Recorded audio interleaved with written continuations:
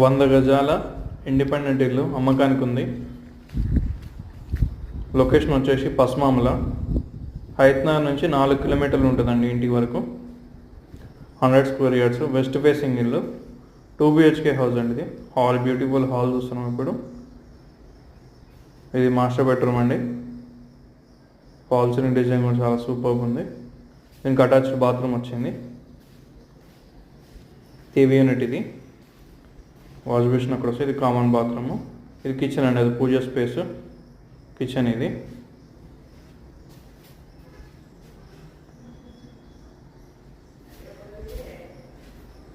Second bedroom అండి. ఇది second bedroom.